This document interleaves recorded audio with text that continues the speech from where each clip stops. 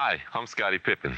Stick around. We'll get to know each other. I'll take you to my last hurrah at Chicago Stadium. Come on.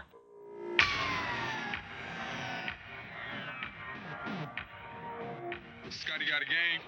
I'll be there for Scottie's game. I didn't know Scottie had a game.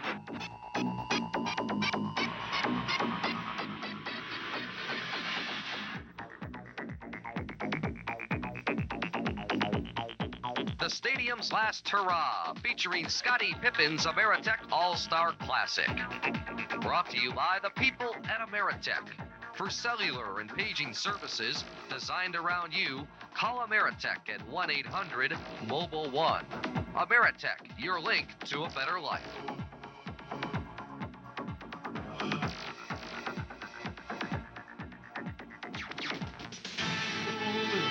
After 65 years of service, Chicago Stadium is closing its doors forever, but not before electrifying the 18,000-plus on hand for Scottie Pippen's third annual Ameritech All-Star Classic.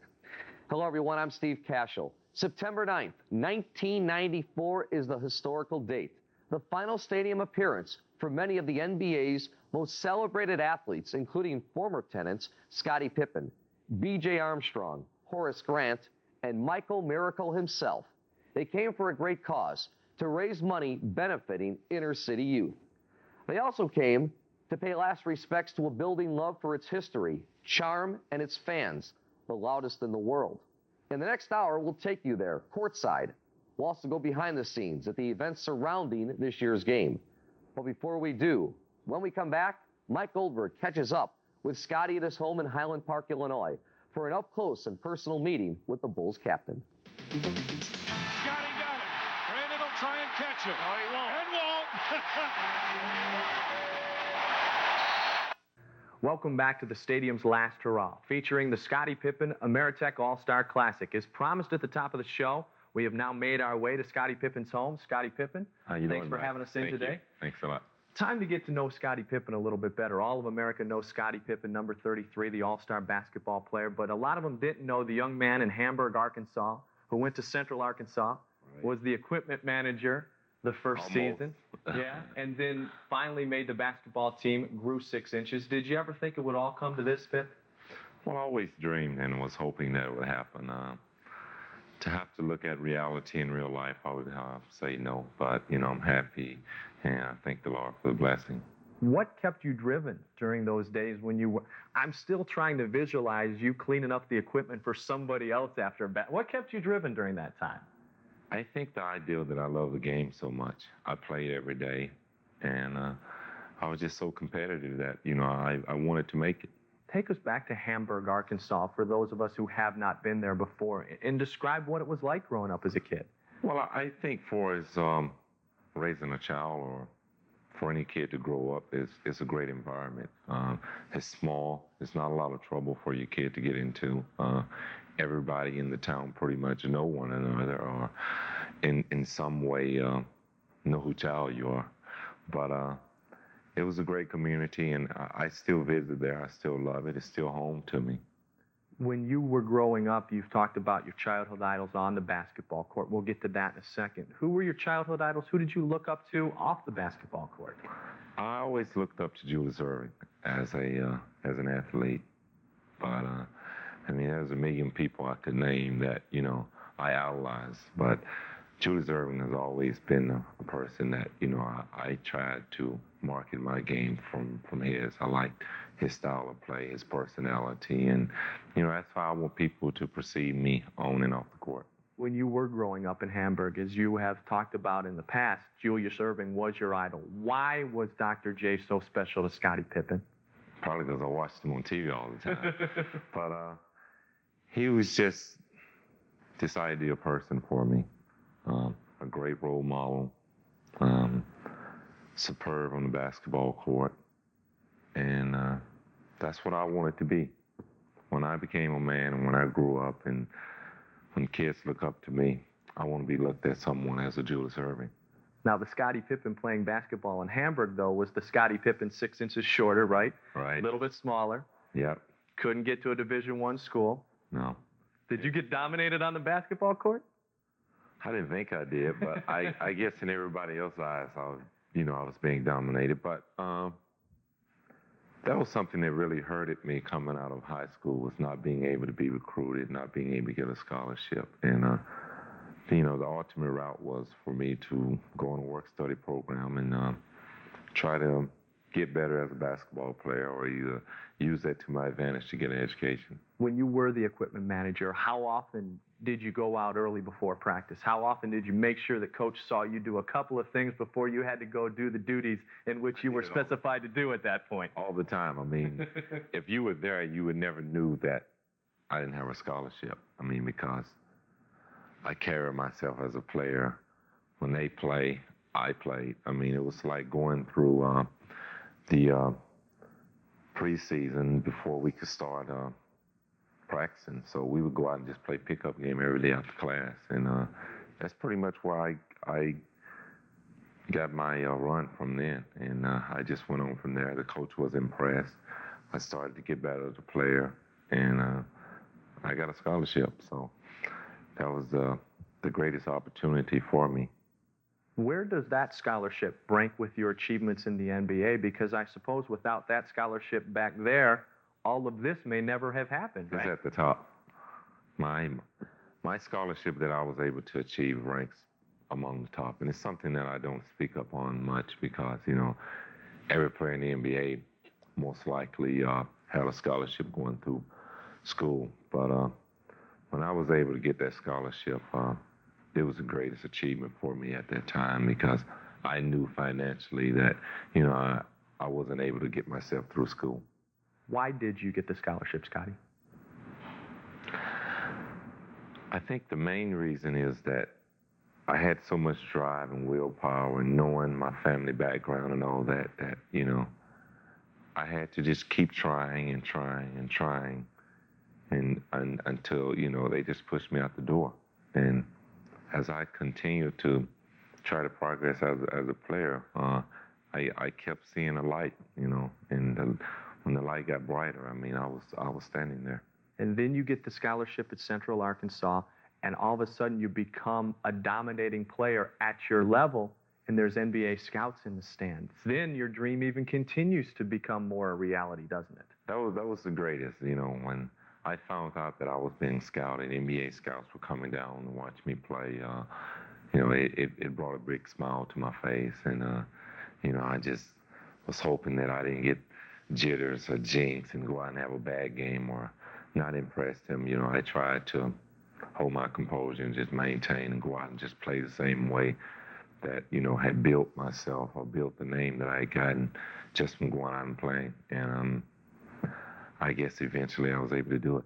Yeah, certainly Scottie Pippen was able to do that and so much more. And when we return on this special visit with Scottie Pippen at his home in suburban Chicago, we'll get into the NBA draft day when he was drafted by the Chicago Bulls and so much more as we continue on our Scottie Pippen special, The Stadium's Last Hurrah.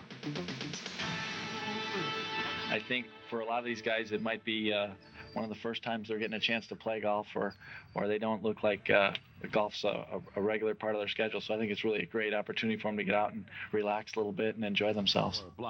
Welcome back to the Stadium's Last Hurrah. The proceeds from this year's Scottie Pippen Ameritech All-Star Classic are expected to reach $150,000 and will benefit inner-city youth. But before the dollars could be tabulated, there was some business that needed to be taken care of, and that was just how to divvy up the players. Well, this process took place at Planet Hollywood in downtown Chicago, a day before the big event, when Chicago media personalities Dan Rowan and Jim Rose played the roles of captain in drafting the two teams.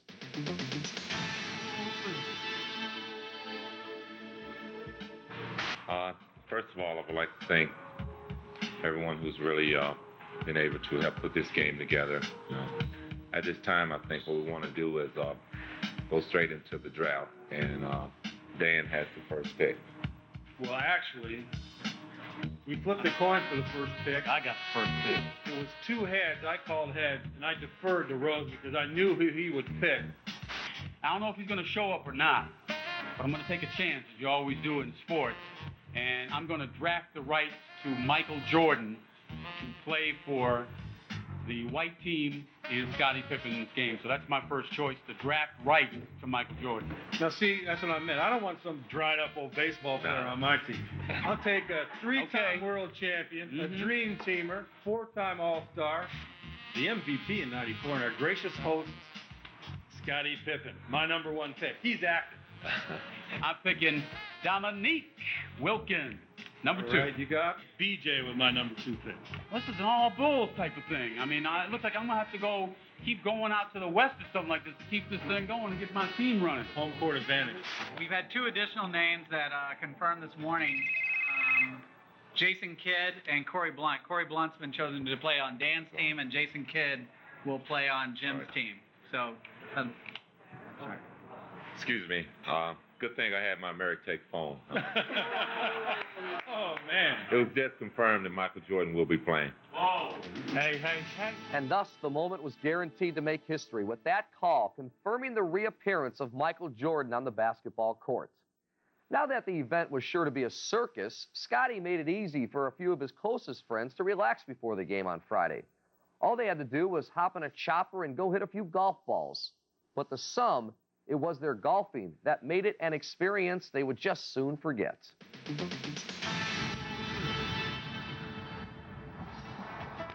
Well, Scottie, I really appreciate you bringing me up here, but if you show any of this footage to anybody, I'll never speak to you again. I promise you. Yeah, it's okay if you show me playing golf. I know I'm never gonna be a professional in this sport, so I'm not worried about it. I think on the par 5 on the last hole I had about a 9, so I know that's about my game. So I'm just out here to have some fun. I can play a little bit, but the guys I got here today, I'm probably the best. So I don't know. I've seen a few screw-ups, including myself. Probably Anthony Hardaway is probably the worst one I got here today, but Tony Dumas, rookie from Dallas, he's not too far away. Oh, I don't mind. See, I'm new. I've only been playing for about a month, so I got an excuse. I just got a 6 on a 100-yard hole, so I'm still new at it, so I got an excuse. You know, I think the guys that came here realized that, you know, what this event is for, and we just have some fun up until that time, and hopefully we can have some fun at the game, and the fans and everyone can enjoy it. But it's been a fun weekend so far. Well, Scottie's treating us terrible. I'm ready to leave. I don't even want to play tonight's game. I'm going to get out of here. It's going to be a special feeling that playing that last quote-unquote game in Chicago Stadium and being reunited with some of the guys that you won championships with and could have won championships with. You know, Scottie Pippen is always the first to appreciate the support of his fans. Time for a short break, and as we go, take a look at Scottie as he treated a few lucky supporters to a once-in-a-lifetime thrill. Yeah, definitely. I mean, I was a kid once, and I grew up, and I looked up to guys, and I had people that I idolized that I always wanted to meet and dreamed that someday I would have the opportunity to meet them. And, you know, I'm just glad that I was able to make their dream come true. And welcome back to the stadium's last hurrah, featuring Scottie Pippen's Ameritech All-Star Classic. You know, as we said earlier, 1994 marked the 3rd consecutive year of the event. Now, for inside coverage, let's go to Dairo Joyner outside the Chicago Stadium. We're about an hour away from game time right now. We're standing outside the new United Center. It will open in about a couple of months when the Bulls will open up the 1994 season. But before we get into that new building, we have to take care of some business in this old building. The gray old lady, 65 years old tonight, and we're going to have a barn burner tonight as the likes of MJ, who makes his return to the stadium. We've got Scottie, we got Penny Hardaway, we've got Tim Hardaway. Players like that will play in tonight's game. But before we get to all of that, we're still waiting on these guys to get here. They should be here at any moment. Oh, no, I'm not nervous at all. I'm going to put them to the test. You're going to take them to the hoop, huh? Oh, yeah. Jamming on them. Oh, yeah. In his house? In his house. Everybody says Mike's the greatest, but I don't think Scottie's too far behind him from the things he did in the past this season. I didn't anticipate this happening, but, you know, this is like a dream come true for me. We're going to take you inside right now and get you caught up on what's happening inside. So let's take you inside to check out what's going on. Getting the opportunity to play the last basketball game in the Chicago Stadium, and more importantly, with Michael Jordan. It's a pleasure. I think it's a big night for Michael himself. We were riding to the game together. He said it's the first time that he has ever been as nervous as he was coming to play in this game here tonight, which I thought was pretty strange.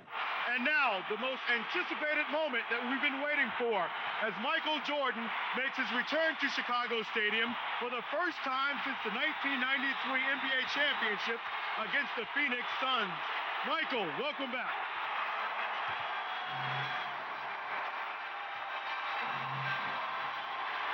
Are you nervous tonight, Michael? Are you nervous? Man, you keep coming out here and ain't telling no media out here, man. Are you nervous, Michael? Are you nervous? Why should I be nervous? Well, Ahmad said you were kind of nervous. Ahmad said you were kind of nervous tonight. Coming over here. Not one thing. Not now? Are you going to turn it out for him for one last time? I'm just going to play like I always been playing. Hard. That's it. All right, babe. Have a good one. All right, man. It does feel great. I mean, I think with the players I got quality players, having Michael here also boosts the enthusiasm of the game. Now, everybody's here. We've talked to MJ. We've talked to Scottie. We've talked to everyone. Here, the honorary captains are getting ready for the game. They're getting their instructions down, and now it's time to get it on.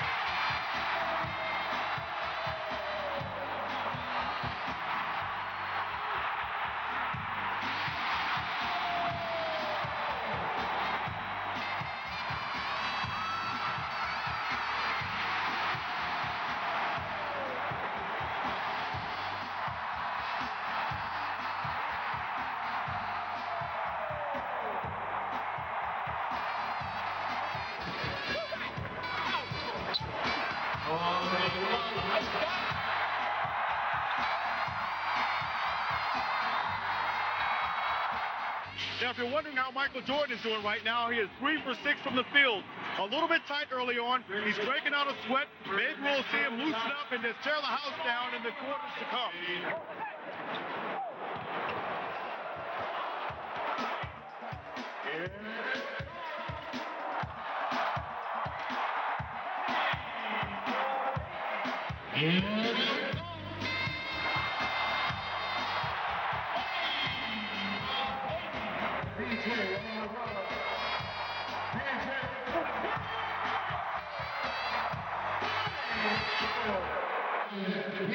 on the floor.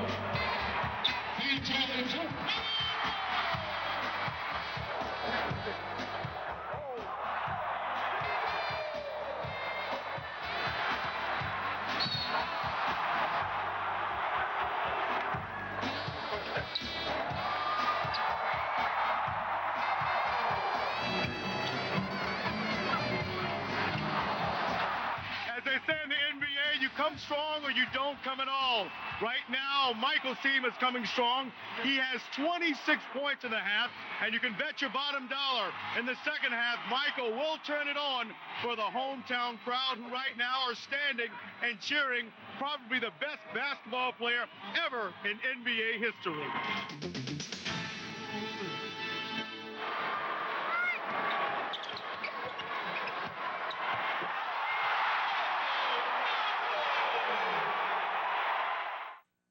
Featuring the Scottie Pippen Ameritech All-Star Classic. Now, for coverage of the second half, let's go back to Dyro Joyner at the Chicago Stadium.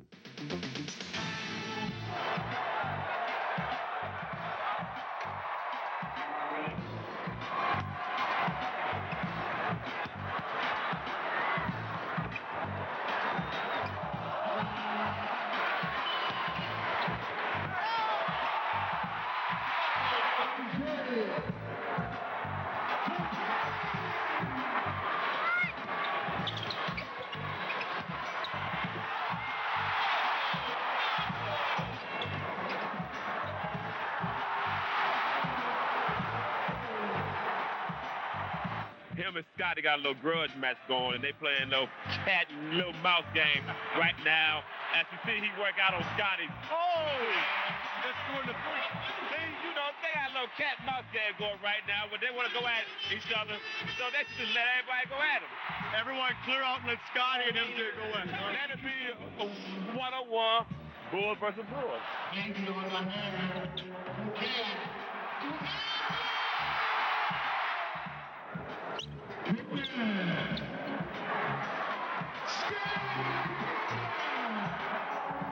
want to be like Mike.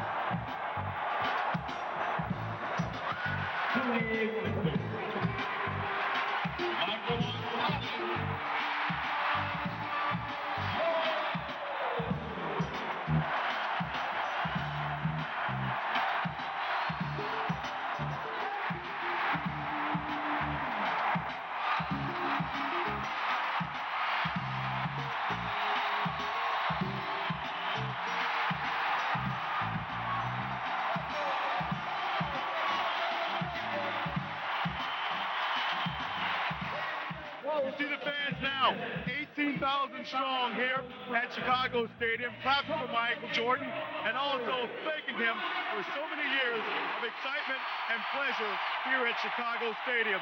Michael Jordan bids farewell to Chicago. I've been gone for a while, and it was good to come back. It was good to see old faces. It was good to feel the support of Chicago. I mean, it's been a while since I felt that support, but you know, I feel that they would respect me as much as I respect them. Well, a lot of great memories, having Horace as a teammate and, being in the situation that I'm in right now, you never know. So, I appreciate those guys really coming out and supporting me. We had a lot of fun. And, if it was our last game together, then, I've enjoyed the past. I almost felt tears coming out of my eyes. Seriously, it was very emotional for me. From the standpoint of the old barn, if you will, and having Michael come back, and me playing with Scottie, BJ, Tony, Corey, my former teammates. Once the game and all its business was completed, Scottie took his guests out on Lake Michigan. Actor, comedian, and close personal friend of Scottie's, Flex, took our cameras aboard. Hey, what's going on, y'all? This is Flex. I'm here hosting this gala event on Odyssey 2. We're going around Lake Michigan and everything. I'm about to go up here and talk to the players, Scottie Pippen, Horace Grant, Bernie Maxwell, so on and so forth. And we're going to get some reactions from people out in the chairs and stuff on how the game was and how did they feel about seeing Michael Jordan play for the last time and kissing Benny the Bull. So, stick around. That's what we're going to do right now. Follow me. I got to give a very special thanks to Michael because, he made the game very competitive and a lot of fun. Being around him and competing against him every day, I knew what he was bringing to the court last night. So, it just put icing on the cake. But, we had a lot of fun. Yeah, and I gotta thank Scottie for bringing me out. I was supposed to play, but Mike said he was going to play, so he took my place. He's the next best thing to Michael Jordan. There we go, right there. Air Flex, baby, all the time. We love doing this, so I keep coming back here. That's cool for me. That's right. You heard from GP right there. Right there. He'll break your ankles every day. Break your ankles. Pat out. Ankles 2 for 5, baby. This way. Hey, y'all, fellas. Come on, turn around, y'all. All right. We got Bernie Maxwell right here for the championship. Houston Rockets, the world champ. World champ. Did you have fun yesterday, man? It was great. It was great. Well, first of all, I enjoyed working Scottie for the 6th time in my career since I've been in the league. I've only been in the league like 5 years now. So I enjoyed that. And playing with MJ, you know, and to see that excitement, you know, and just to be in the gym for the last time. So I enjoyed all that. All right. And now we got Sedell 3 here. Sedell 3 for the Lakers. We got Murdoch right here. Murdoch. You talking to the slam dunk champion right there. Are you coming back next year? What's up? Come back, man. I'm gonna try to get funky, you know what I mean, and do some new things, pull some things out the bag. And I saw Michael Jordan. I saw Michael Jordan kiss the floor, so it made it all good. That's all you need to see right there. He kissed the floor, man. It was remarkable. I mean, it was remarkable. That's the last hurrah right there. The last hurrah.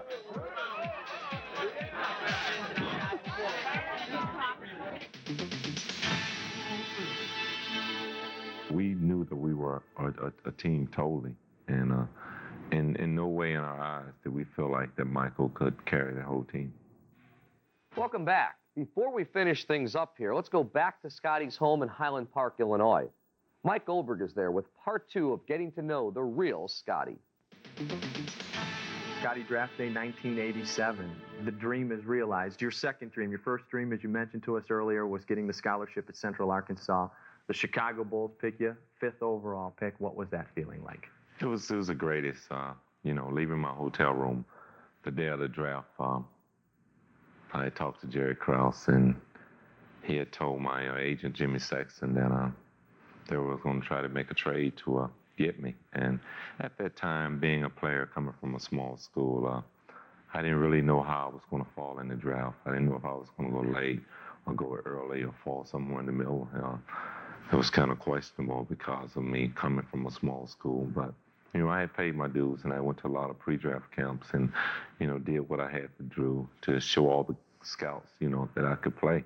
And, Jerry told me that Seattle were going to pick me and they were going to make a trade to get me. So I had to do a little acting after I was drafted by Seattle. I had to act like I was happy, but which I was. I was very happy to be drafted at, number 5 and coming from a small school and being a very underrated player, not well known. And, being selected among a lot of players that really were, big name players coming out of college. So I was very happy, but, have an opportunity to come to the Chicago Bulls and play along with Michael, it was the greatest. In retrospect, Jerry Krause is now a genius because he drafted Scottie Pippen. But honestly now, how big a risk did he take by taking this unknown Scottie Pippen early in the first round that year? Well, he took a great risk. But, I had a visit with Jerry. I had talked with him. And they showed great interest in me to some degree. But if I had to say on that day of the draft who would draft me, I wouldn't have said Chicago Bulls, and probably taken 2 or 3 guesses. So he was very discreet in his work. And on that same day, Horace Grant becomes a Chicago Bull. You didn't know Horace back then, did you? No, I didn't know Horace at all. In fact, we ran into each other in the elevator in New York at the draft. And I guess he was like, who am I? But in the same sense, I didn't know who he was neither. So, we kind of hit it off well. You knew who Harvey was because of Oklahoma, probably, yeah. Right? Oh, so this guy looks a lot like Harvey Grant, right? In fact, I didn't even know Harvey. I only started watching Harvey after I got to know Horace. But, I think playing college basketball, you hear about a lot of players, but you don't really keep up with the players. At least that's the way I was. I mean, I knew players that I played against, but as far as watching a lot of college basketball, I wasn't much of a big fan on it. You guys came in the same day, and it's well documented that you and Horace Grant, frickin' frack has been used, Yeah. Fred and Barney, whatever you want to say. Scottie and Horace seems to be 2 words that always seem to go together when you talk about the Chicago Bulls. Well, I guess, yeah, for 7 years, we was here together, but, as a player, you enjoy playing your career in one place and, hopefully playing with the same guys. But it's been a lot of fun playing with Horace. A great friend, a great person. And we've got a lot of great memories. You know, we can truthfully say that, you know, we came here and did our job. You know, we was able to win 3 titles together. So that's a great accomplishment for both of us and for the city of Chicago and for the Bulls and all the other players that, you know, were on the team. Pip, you guys did more than your job, though. I mean, you guys enjoyed each other's lives while you were doing your job. You came in with smiles, you left with smiles. Maybe in between there weren't some smiles. You went and purchased the same type of automobile. You live less than a mile away. Why a relationship that tight with Horace Grant? Like I said, we just kind of hit it off real well. And, you know, we were both 2 guys brought to a big city from the South. And, you know, we kind of needed one another's support. And, you know, I get a chance now to go against him and see what it's like to be on the other side of the court. We know that it almost happened that Horace Grant remained a Chicago Bull. How much were you in your heart hoping that would happen? Well, all of my heart was hoping that Horace Grant stayed here. You know, Horace is a very valuable player on the court. And I think Orlando will realize it. I'm sure the Chicago Bulls will realize it too because, you know, as they say, they did everything in their power, you know, to try to keep him. But, you know, to find a guy like Horace that goes out and does his job and more, they're hard to find. I mean, he knew what his job was to rebound. And he's got a lot more to his game. And I think, you know, going with Orlando, it'll open his game up a lot more. How much will you miss Horace personally, just being around him every day? I'll miss him a lot as a friend to, you know, be able to pick up the phone and call him and say, let's go meet for lunch somewhere. You know, just the things that, you know, we do as his guys just to go hang out. But, you know, I'll still be able to pick up the phone and call him, but I don't know if we'll be able to meet up anywhere. Yeah, and it'll be hard unless, of course, you're playing the Orlando Magic. We'll get more with Scottie Pippen in just a moment, including Scottie Pippen's NBA career, which has been dynamic. All-Star Game MVP, potential All-Star in the upcoming season. That and more as we continue on our Scottie Pippen special, The Stadium's Last Hurrah.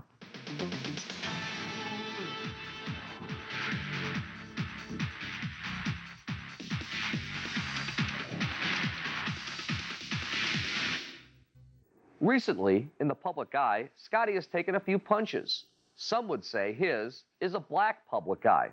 But really what he wants us all to understand is, while he has made a couple of mistakes, they were blown way out of proportion by the media, unjustly affecting his personal life.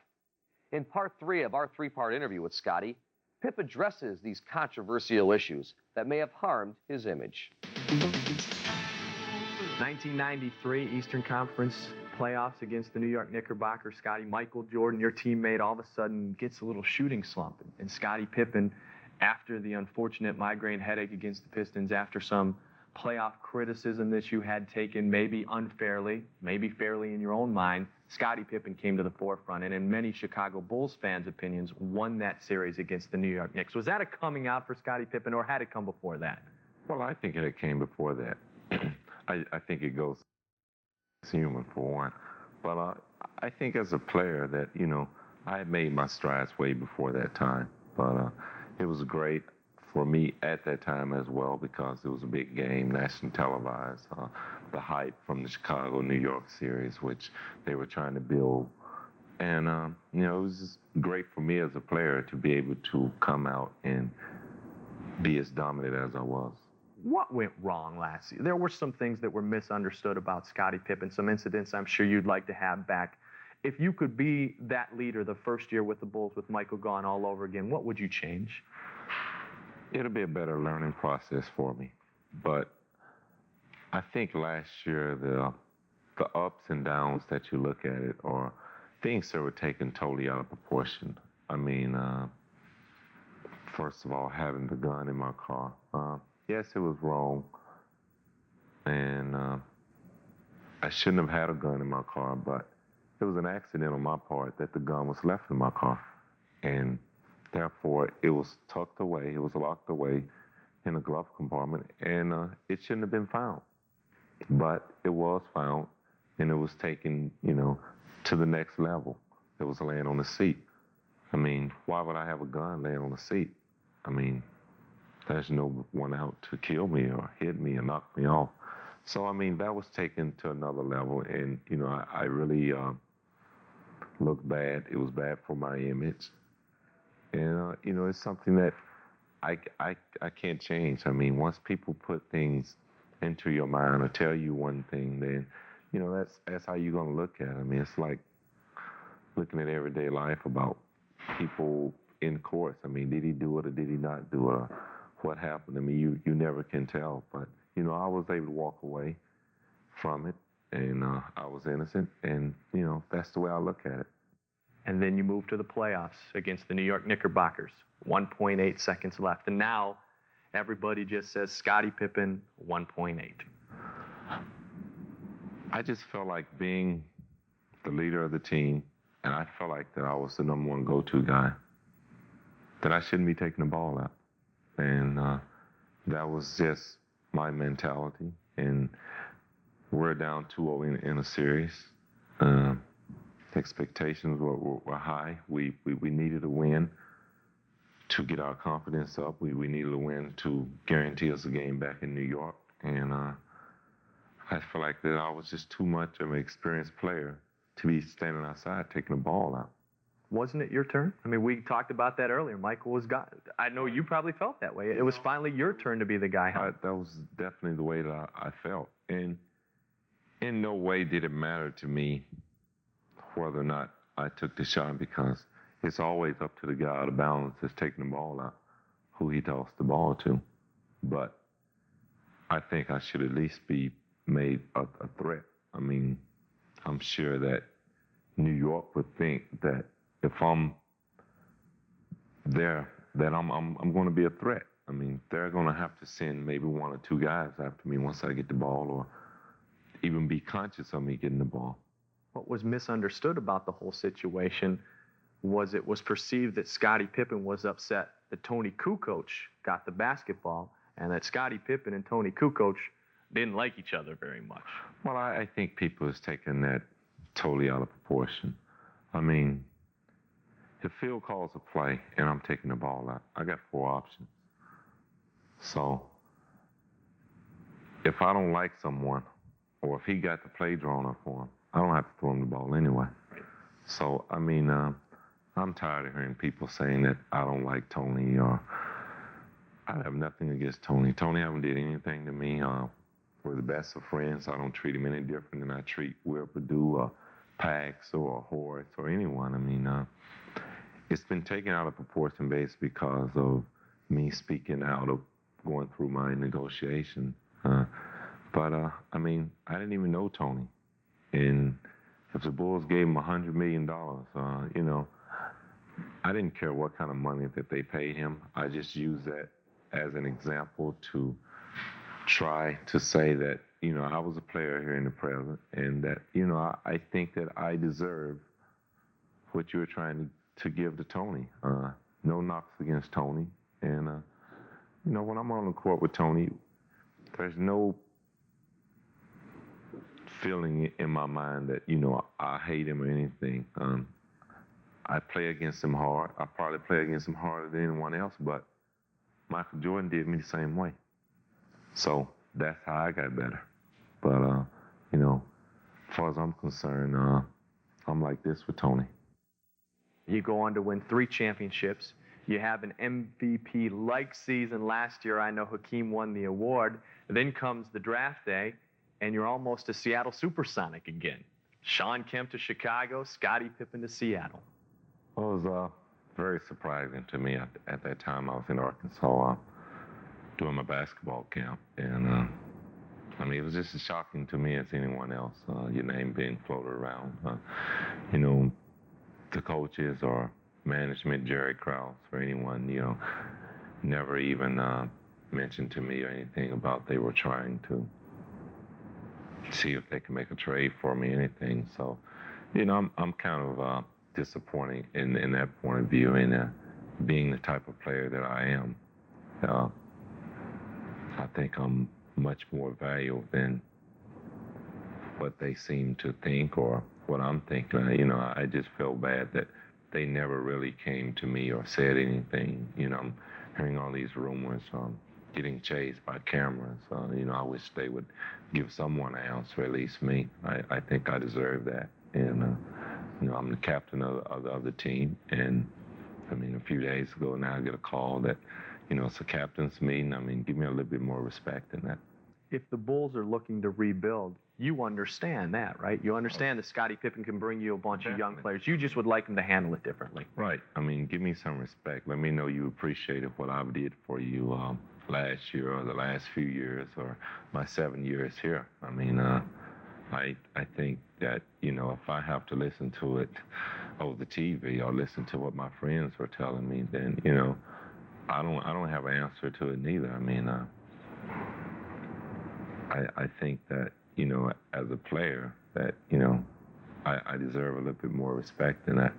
Horace is gone now. They can't afford you in Orlando, not with the salary cap. But there's still the talk that Scottie Pippen may not be a Chicago Bull at the beginning of this upcoming season or some point during this upcoming season. Does that bother you?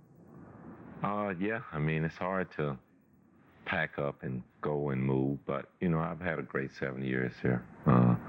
It's been a lot of fun.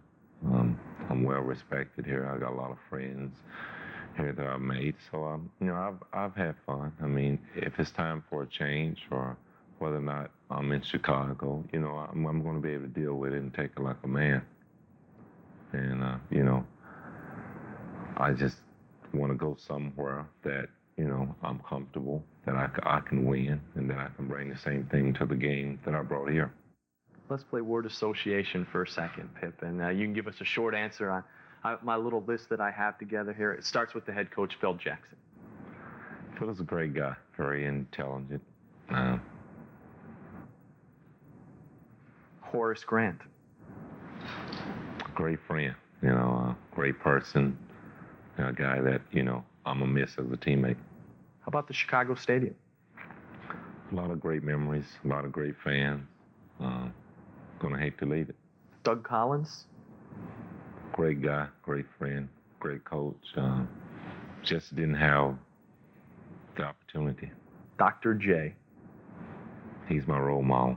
One of the greatest guys that I've ever watched play the game, other than Michael. Trade. Shocking to me, but knew it was coming. Dennis Rodman. He's a great competitor, guy that helped me to grow as a player because I knew he was an obstacle for me to get over. Jerry Krause. No comments. Tony Kukoc. Very talented player. Has a great future ahead of him. MVP. That's a dream of mine someday. I know my time is ticking down on me, but someday, if the Lord is willing, if I can stay healthy, that's my dream. Michael Jordan. The greatest player to ever play the game, and I can say I had the opportunity to play with him. Jerry Reinsdorf.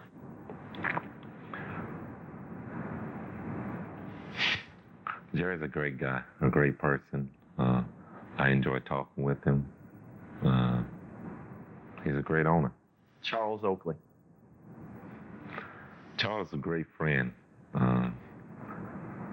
You wouldn't tell it when we play against each other on the court, but he's a real nice guy, very down to earth, and a guy that really helped me to grow when I first came in the league. Yeah. Speaking of down to earth, you have all this.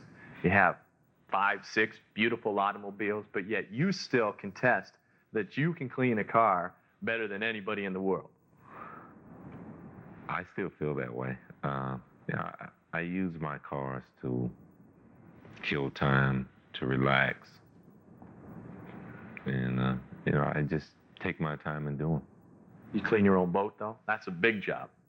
Sometimes, most of the time, yeah. I mean, I come down, and if I want to take off at 3 o'clock, then I go down at 1 and spend a couple hours washing my boat.